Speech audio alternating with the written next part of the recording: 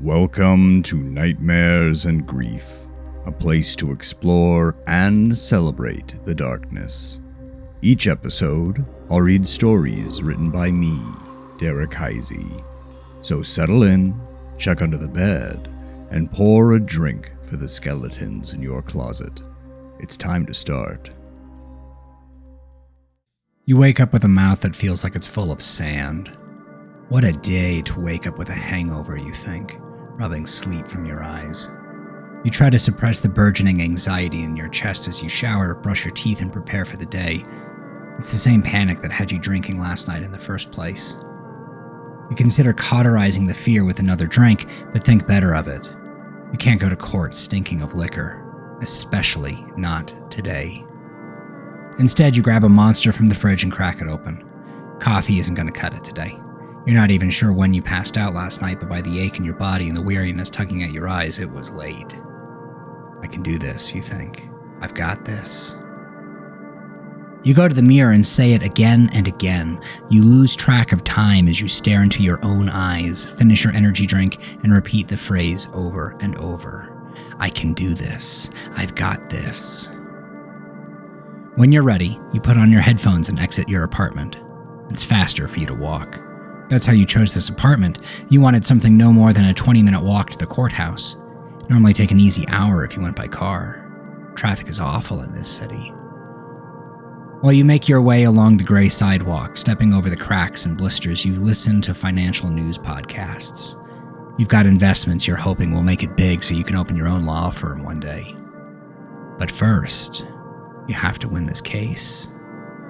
Get the name, you tell yourself, then get the money. Dad would be proud. A shadow passes over your heart at the thought. Would he, though? You always pass by his cemetery on the way to the courthouse. You check your watch. Your anxiety had you leave so early that you have time to visit him. You cross the dark green grass of the cemetery using the narrow gravel path. Your shoes crunch on the stone, and suddenly, you're apprehensive about visiting your father. That question lingers in your heart. What would he think of you now? Would you be enough? Will you ever be enough? His grave is hard to miss. It has a big, broad tombstone made of black granite with silver letters. He'd been a judge, a powerful man in the city, and he was always pushing you to be just as powerful too. The world is easier, he'd said when you were in high school, when you're the one in control. He was right, in a way. Things did get easier as you moved up the ranks, but it got easier in the direction your momentum already went. Doors opened for you, but they opened for you in the direction you were already headed, not necessarily where you wanted to go. Where do you want to go? You suppress the thought before it has time to catch a gulp of fresh air. You're on the right track. You think about your investments. You think about the private practice. You think about becoming district attorney one day, maybe even more. And then once you're settled at the top, you can have the luxury of thinking about your dreams. Once you're at his grave, you notice something on his tombstone. A business card. Deep purple with gilded lettering. You pick it up and examine it. The letters reflect brightly in the early morning spring sunlight. Need help? It reads. There's a phone number beneath. You don't recognize the area code, 562. Something about the combination of numbers on the card makes you feel uneasy, like it means something more than what it appears. You pocket the card, resolving to throw it away later. It must be some scammer who knew who your father was. You spend some time at the grave, talking to him about how you're going to put that scumbag murderer behind bars. You say it as if the words had been memorized by rote, like you practiced the speech over and over again, and in a way you have. You've been practicing how to talk to your father your whole life. You don't feel anything. Nothing except the peculiar sensation of being watched.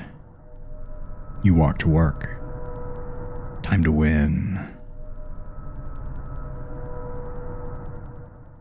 The case turns out to be a disaster. It's revealed in court that evidence was mishandled, and you're so surprised by the revelation that you fuck up the objection, allowing the defense to fairly convincingly claim that the police framed his client. You know this attorney. He's a snake. You've gone against him before and should have known he'd pull something like this. Shame builds heat in your face and pricks the back of your eyes. You should have had this. You should have won. On your way home, you think a car is following you, but you put it off as paranoia.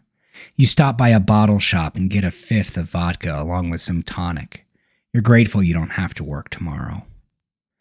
About a block from the bottle shop, when you're almost home, 3 masked men jump out of a van and descend upon you. Their assault is swift and brutal.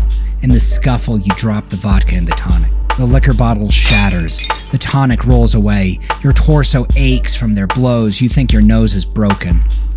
As you lie among the bottle's glass shards, inhaling the overwhelming stink of alcohol, each of the 3 men spits on you. They tell you to watch your back. There's more where that came from. The police are little solace. They interview you in your apartment, and everyone agrees that the men were associates of the murderer who won the case. They promise to look into it, but you're not optimistic. You walk them to the door and bid them goodbye. As soon as they leave, you pour yourself a drink with the little bit of vodka you have left. You don't even bother changing out of your work clothes. You just get hammered. It's been a long day, and your whole body hurts. You want the alcohol to take it all away. You quickly run out of tonic. You didn't have much at home. You drink the vodka straight from the bottle. The bottle is almost empty when you find the card in your pocket. Need help? Yes, you think, the desperate drunken logic swirling around your brain. I need help. What do you do? Throw away the card? Call the number?